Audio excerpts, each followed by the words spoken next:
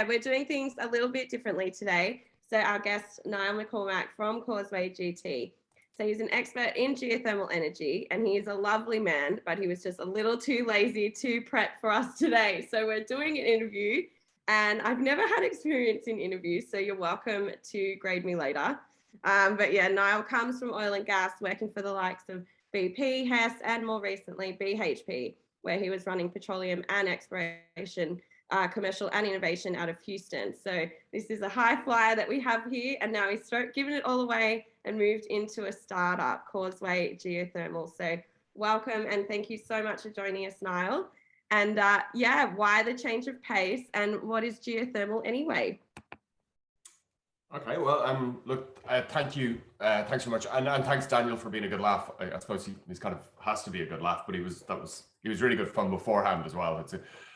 I don't think I've ever had to sort of have a chat after a comedian, so it's a bit of a downer, really, isn't it? It's kind of like good now, yeah. But and thanks Jess for inviting me to come along. So why the change pace? Well, I started in, I'm a geologist by background, and I've worked mainly oil and gas for most of my career. And laterally I was with BHP in Houston, running their exploration and a few other bits and pieces.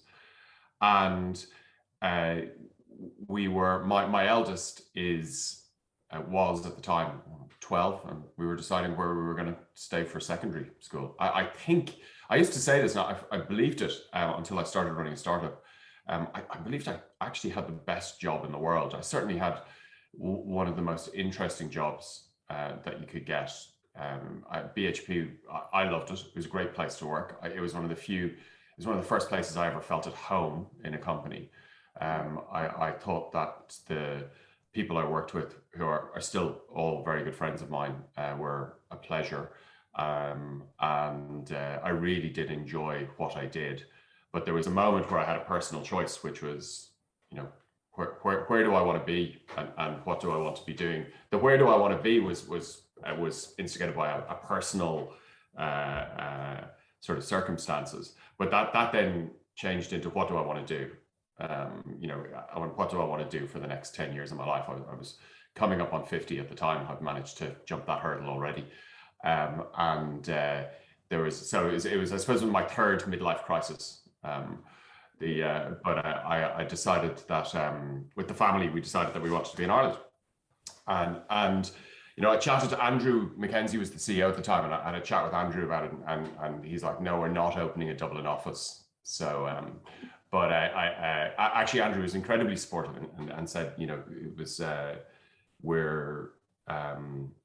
it was a really interesting conversation. It's not the conversation I expected to have, and I talked to him about 18 months before I was planning on actually moving, and Andrew was like, look, I completely respect what you're making the decision for. This is what you value most at this moment in your life.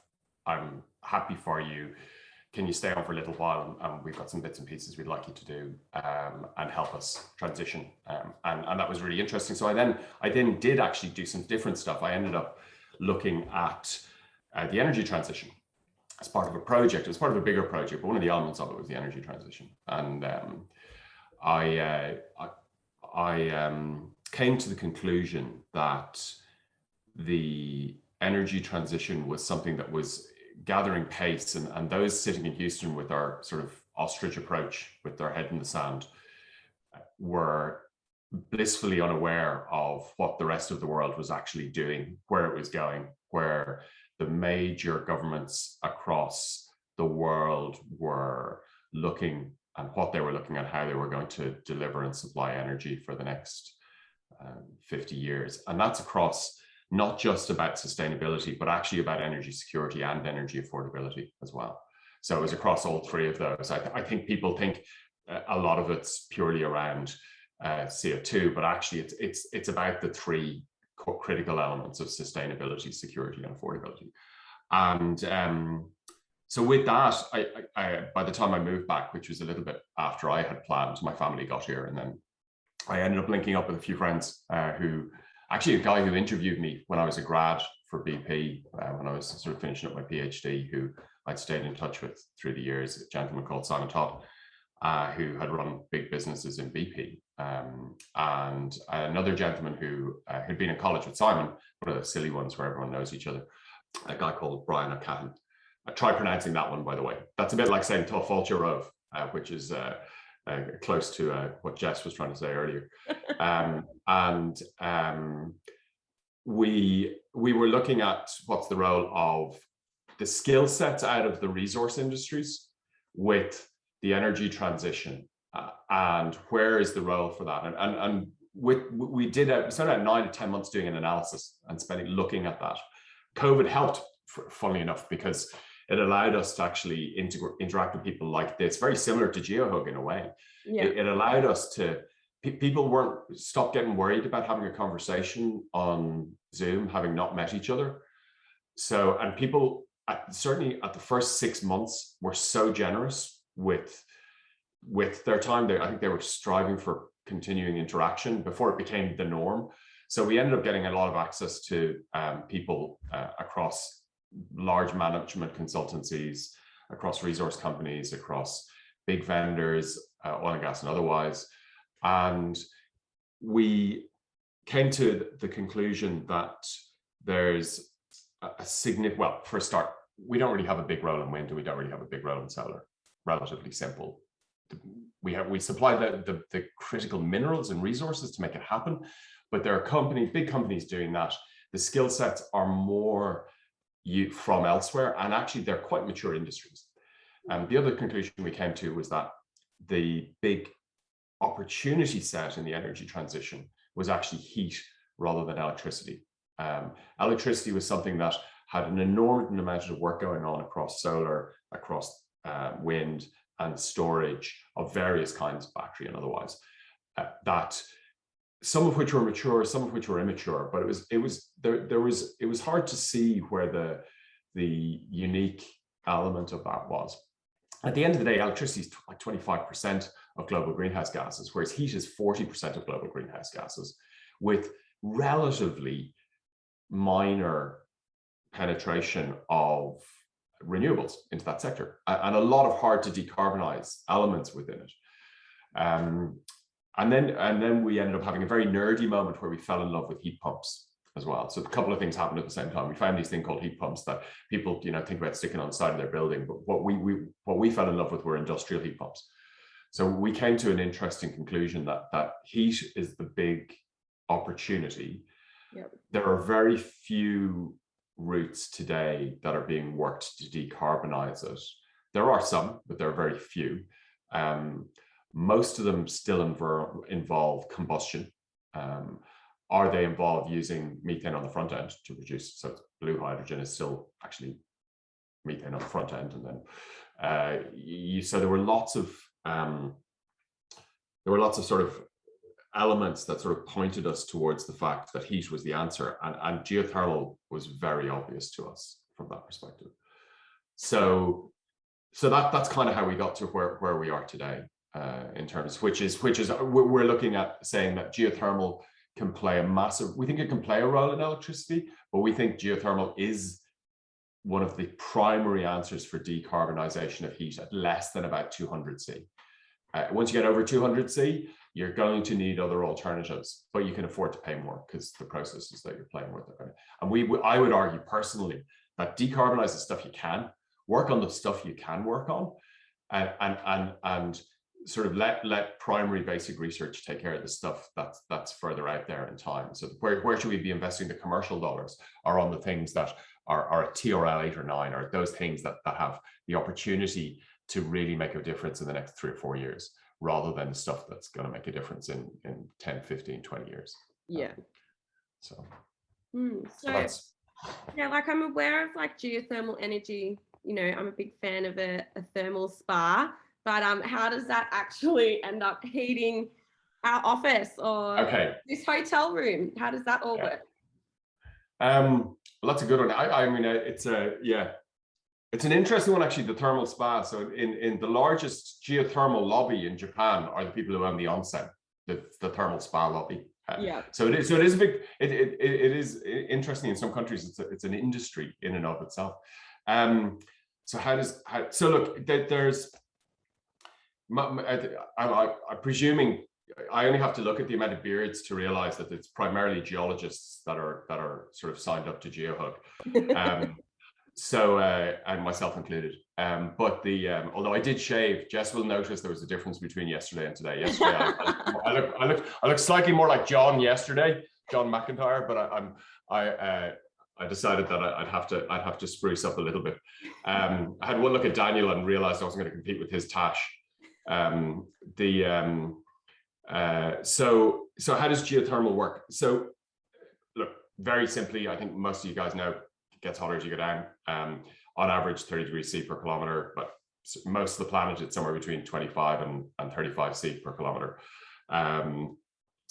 In terms of we got hot areas, they're all nearly plate margins is really the hot areas. That's the place where geothermal is used heavily today.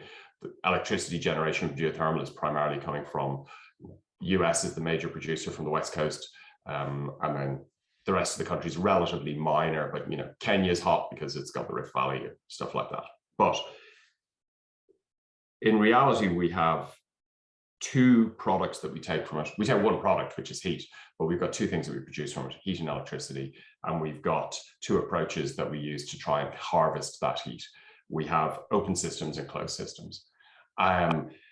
Today, what we normally use is we use open systems for electricity, or we use open or closed systems for heat. And they work at two very different ends of the scale. So we've got very hot areas where we're producing fluids like New Zealand, where that rather large volcano that sits in the middle of New Zealand that everyone talks about Yellowstone, but it's Taupo that's going to take us out rather than Yellowstone. Well, it's going to take you guys out anyway, but it'll take it's the very hot plate margins producing electricity, 200 C at 2 kilometers, really efficient.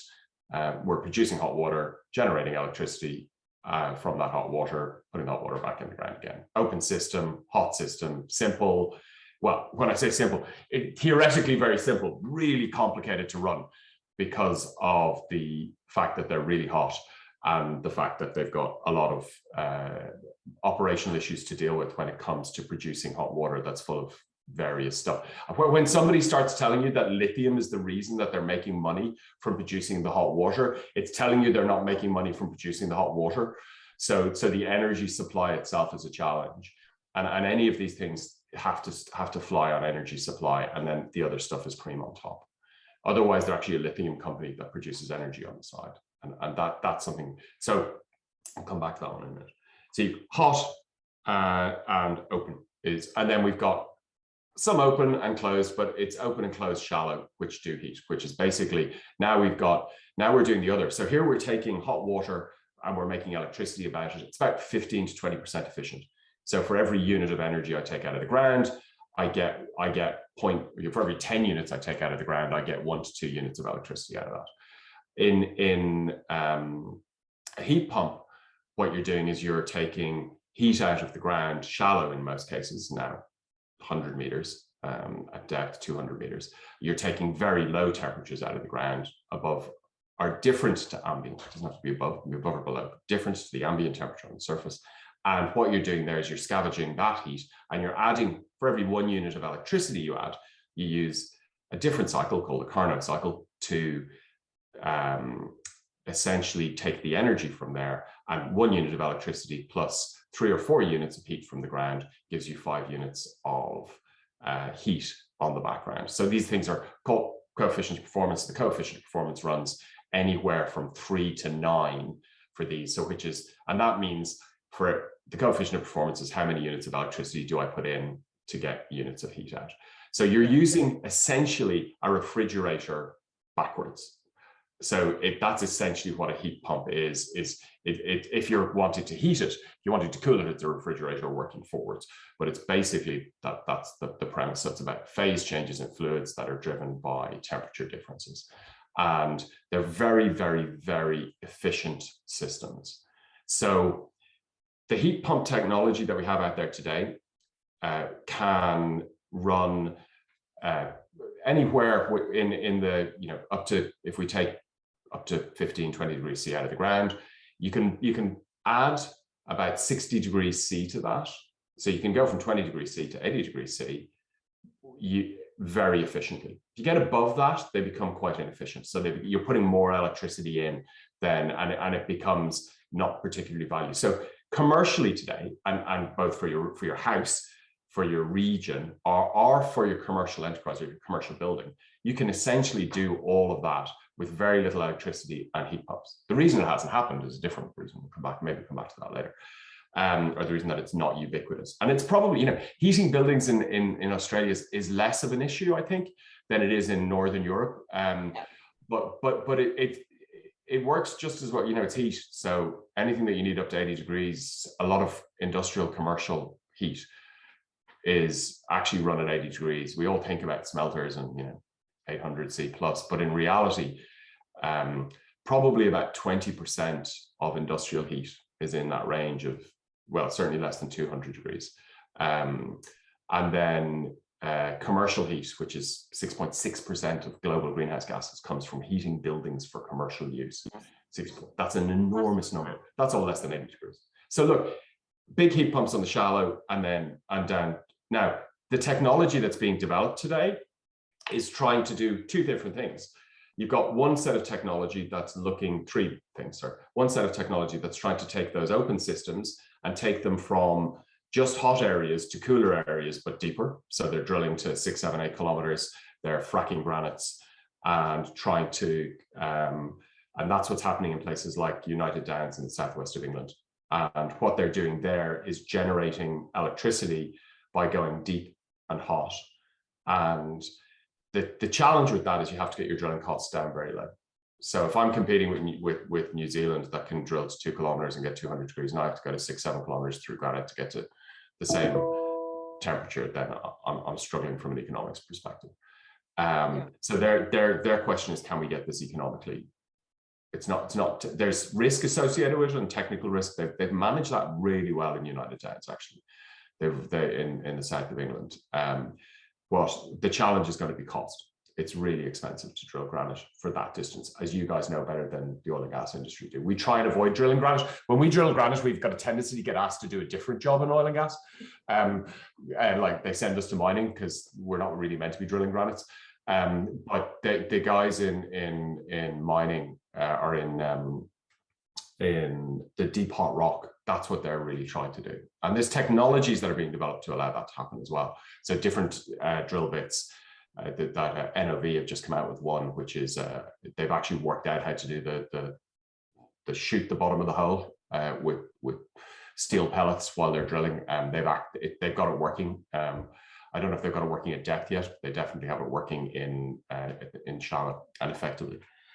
So that's one, is the deep. The second one is how to do a closed system for electricity, which is, rather than having an open system, can I circulate fluid through the sub through a closed loop? So can I do a deep radiator, but bring enough heat and energy to the surface to use to generate electricity? Because now I can be sustainable as well. So I don't need to produce, I'm really just harvesting heat.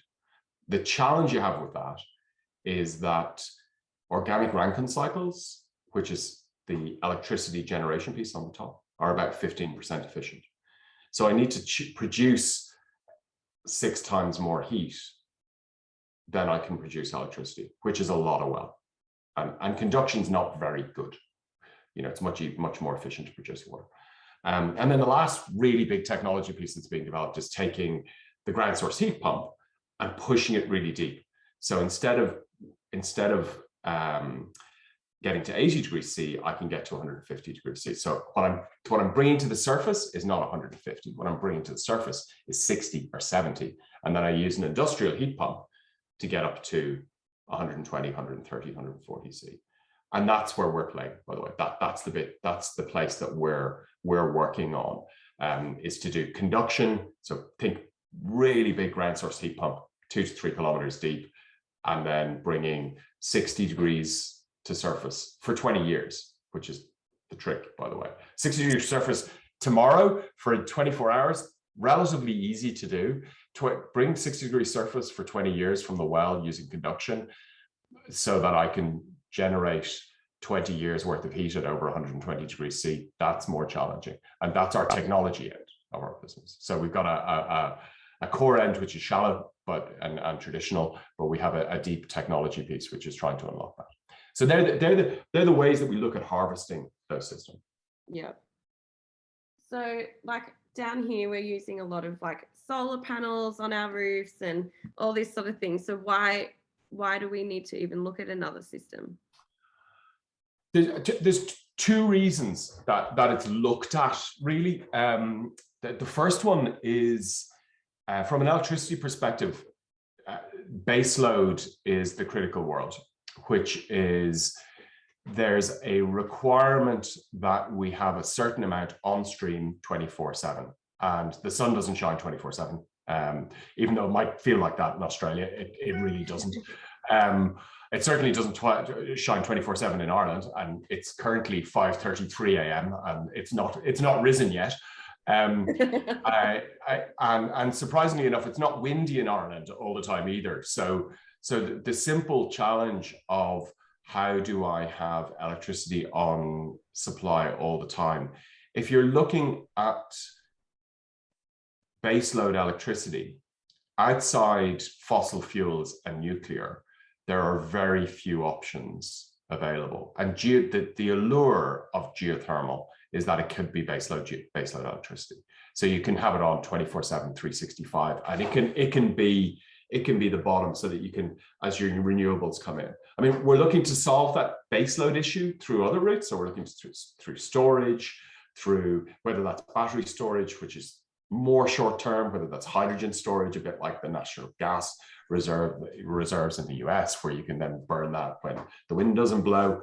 We're looking to do that by linking grids together. So you can, like South Australia, exporting their renewable electricity to the places where it rains, to Melbourne, so that when it rains, stuff like that. So we're looking to solve that problem, but the allure and the requirement for baseload probably won't go away. And if we're not going to do nuclear, it really does drive you down the fact that geothermal becomes a very attractive piece of that. The other one then on solar panels or your wind farm is that they're, without a supply, they're very inefficient at delivering heat at scale.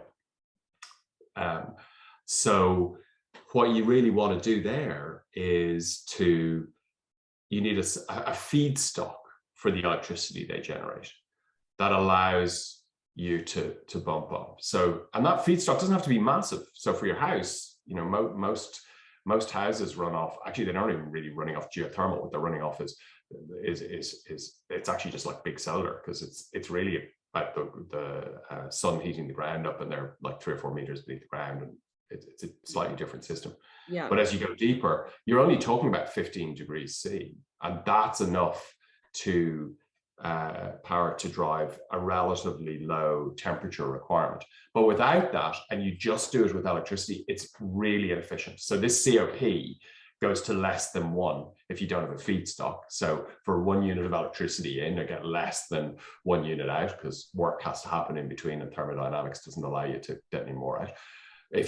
When you add in the feedstock from geothermal, you make it really efficient. So what you're doing is, in a way, you're electrifying heat, but you're just being very efficient about how you use that electricity.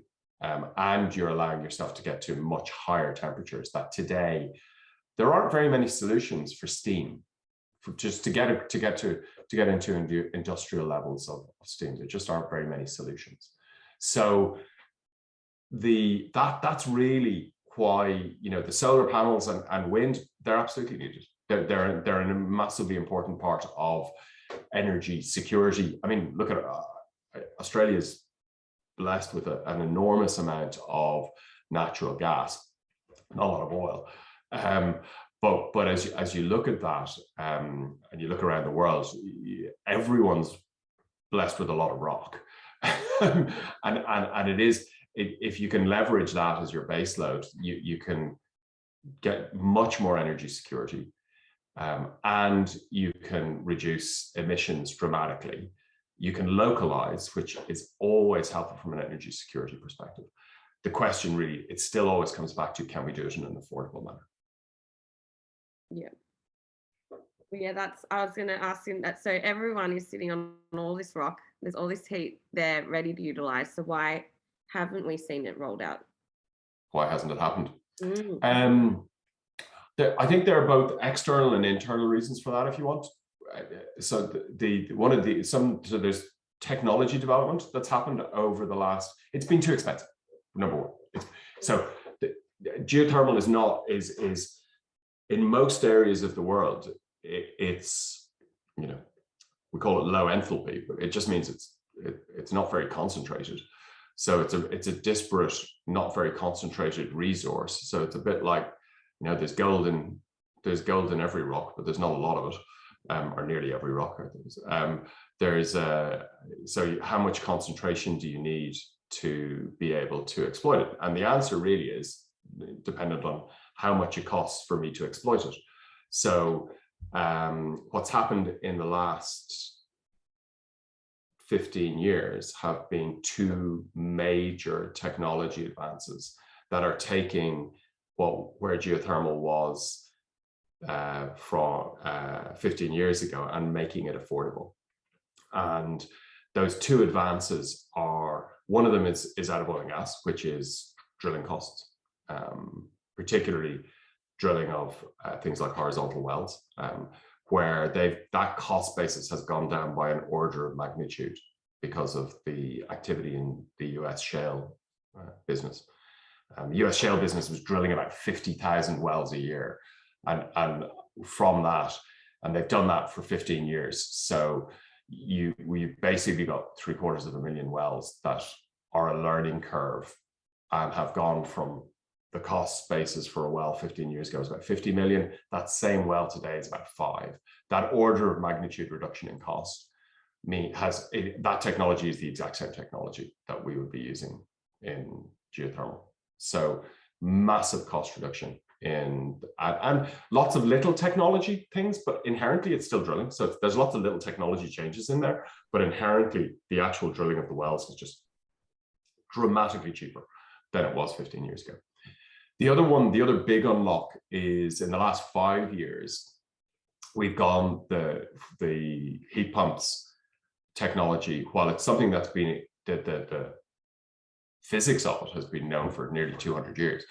The actual application of it in terms of building industrial scale heat pumps, that's actually happened in the last 5 to 6 years. So we now have an internal and an external technology development within, let's say, the resource industry. Those heat pumps have been primarily used for things like industrial waste heat. That's what they've been used for. So now we're looking at how do you combine these two technology developments to allow us to have baseload heat everywhere. On the electricity side, the drilling is just as applicable. The challenge is that the organic Rankine cycle has not, the binary organic Rankine cycle efficiency, that's remained about the same. It's got a little more efficient. So they're really looking at how do I get better and better at drilling. And they probably need even more reduction in those drilling costs to enable electricity to become cheap enough for everywhere. So that they're the internal. The external reasons as well are equally as important. So the customers, and this is a customer-focused business. That's the other thing that's very different about heat versus electricity, or versus copper, or oil and gas. We sell to in our business. We sell to traders.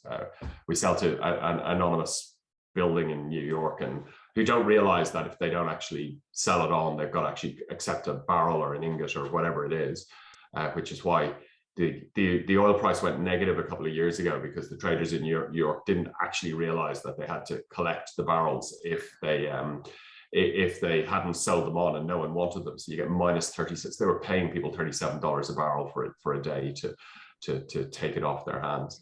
Oil price has kind of gone the other direction recently, but the challenge there in terms of that we need to, it is very customer focused. So what if a customer is using a gas-fired boiler, or a customer is using a CHP, or a customer is using wind, you know, they've had their solutions that have worked. What's changed is they're now being told by regulators, they're being told by the people they supply, or they're being told by their customers that they want you to be not just net zero, because not everyone can. This net zero thing, I'm not a big fan of it, by the way. Net zero, it's a shell game as far as I'm concerned. You know, find the peanut under the shell. It's not what people are being asked to be now is you need to be zero where you can be zero, and you need to be net zero where you can't be zero. So there are things that we don't know how to decarbonize today. So customers are looking for a solution that allows them to step away from their traditional solutions for the first time. And not little customers, big customers. You see some flagships that they're cool to talk about, but Microsoft have just done their whole campus in Seattle is now ground source heat. They've just deployed it. It's got like 220 miles of piping to pipe the heat through. They've got a lot of money, so they've got big campuses, but that they're doing. I mean, that is a flagship, but when we look at and we talk to the large multinationals around the world, most of you guys are corporates in some shape or form. I'm sure some of you work in big companies, some of you work in small companies. There's normally a difference between when you talk to the corporate head office and when you talk to the manager at the plant who has to hit their targets for the year. So corporate head office will go, yes, it's wonderful, we need to do this. And then the manager on the plant is like, yeah, but I've got to do it at cost. And if I can't deliver it at X, you know, I don't want the carbon savings. Who cares about that? That's a corporate target, not my target. Yeah. But what we're seeing dramatically different today is that the asset manager or the plant manager or the operations manager, they are the ones that are asking for the change, because they're now being driven by a different metric, essentially. And the other big concern has been energy security. So not just energy sustainability, but energy security has been, and certainly in the US and in Europe, events from everything from the gas prices and how gas prices fluctuating all over the place and mainly going up, but gas price, it's amazing how people come, volatility means goes up rather than goes up and down. But when the gas price issues that we have in Europe and the energy supply issues that they have in the US means that people want solutions that are local and behind the grid. And at the moment, their options kind of put a CHP in, combined heat and power unit, and they're expensive to put in, they're expensive to run, and they're natural gas or diesel heavy. So yeah, they're solutions that are high carbon, not low carbon, and they are long-term very expensive to run and have all that price volatility associated with them. So customers are looking for something different, driven by what regulators are doing to them, and what others are pushing them towards.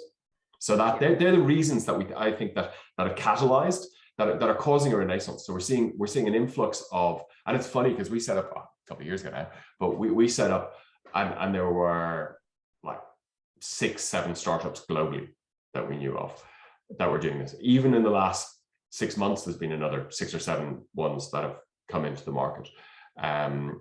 We're seeing an influx of investment capital. We're seeing an influx of customers at the same time. So we're seeing the renaissance, and so the renaissance is being driven by the deployment of capital, which is being driven by these other factors. Yeah. So tell me, can you elaborate more on your thoughts on the net zero? Okay. All right. Maybe I think there's, look, having spent some time, I don't know how many, if we've got climate skeptics, if we've got climate, if we've got in the room or where we are, the reality of it is that we're burning a hell of a lot of oil and gas, and we're using that to generate energy. There's better ways of doing it. There's no, I don't see, by the way, I'll be very clear. Having looked at this myself in lots of capacities, we're going to be burning oil and gas for a very, very long time to come. Okay, there's no way away from that. But there, we could use an awful lot less. And rather than displacing oil and gas at the moment with new technologies, because we've got this idea of net zero where we can buy a forest in, you know, Indonesia, rather than actually look to how do I change how I use energy and where I get my energy from. People are resisting doing that change whatsoever. And what they're actually doing is just adding a cost on the other end. So they're buying a solution that allows them to not move forward with looking at their operations and saying, right, how do I take each element of my operation and remove the energy, the carbon intensive energy systems that I have within this. And that, so net zero is actually just the intent of net zero, which I think is a good thing, which should be around, I've got stuff I don't know how to change. So not just but there are no solutions for, you know, heavy vehicles. There aren't really any reasonable solutions for that today. There aren't any reasonable solutions for high temperature processes. There aren't any, two things. You can just say, look, we're not going to worry about that. That we offset. But there's lots of solutions for lots of the other stuff. And a significant challenge is actually the intransigent to change. And by the way, other big one here is, and I don't know what the number is in Australia, but actually I suspect it's in Australia. It's probably certainly in Southeast Australia. It's probably quite good. But one of the things in Europe that's been a real issue is not about subsidizing oil and gas. It's actually about penalizing electricity. So if you look at across Europe, the ratio of electricity price to natural gas price for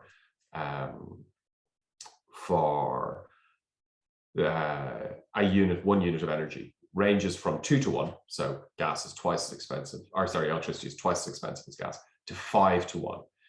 So electricity is 5 times more expensive to gas. So electrifying anything is really expensive. You've got to pay 5 times more than you've got to pay for gas. Yeah. So you've got these people, you've got governments that are saying electrify, and you've got people that are sitting there going, well, no, it's cheaper for me to buy a forest over there than it is to replace my CHP.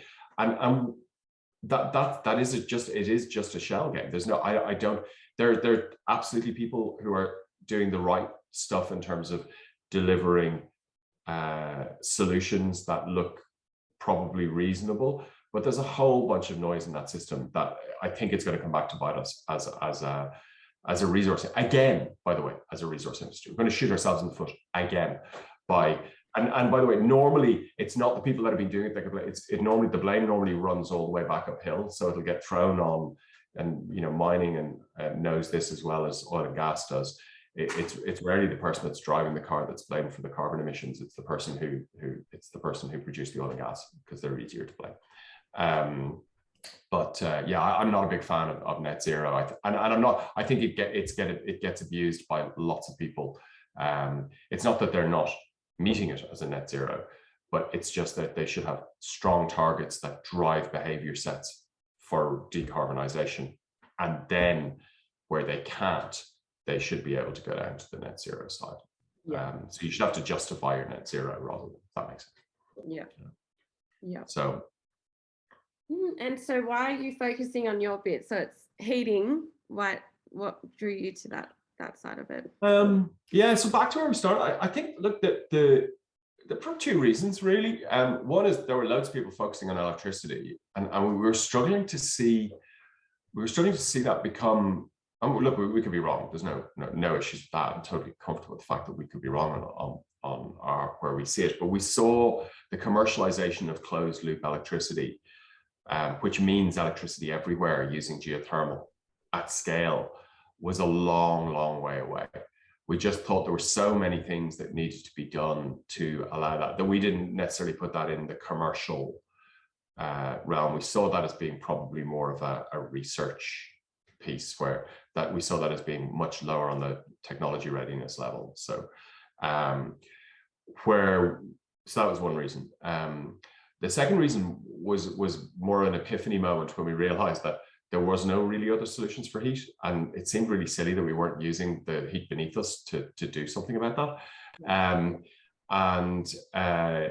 When we looked into it hard, and we realized that actually the market effectively for somebody like us today is infinite. You know, when you'd say 6.6% of greenhouse gases come from commercial heat, 10% come from residential heating, another 15% come from industrial heating, of which about 5% is less than 200 degrees C. So you're saying there's 20, you can use geothermal with technology that's available today to decarbonize 20% of global greenhouse gases, period. That's not me making up numbers. You can go sort of look those numbers up. The question becomes at what price point? So our job is to make that economically competitive, and to look at heat as that we're delivering a service of heat or a product of heat, rather than what has a tendency to happen is people have a tendency to build, deploy, and walk away. And we don't do that with electricity. We actually build, deploy, and we manage that system for people. The heat is not regarded like that. Heat is not regarded, despite the fact that it's just another energy source that people, you know, if my job is to make a pill in a factory, or my job is to you know, pasteurize the milk, my expectation is that the energy system will work for me and be managed and work for me. I pay my electricity bills for that to happen.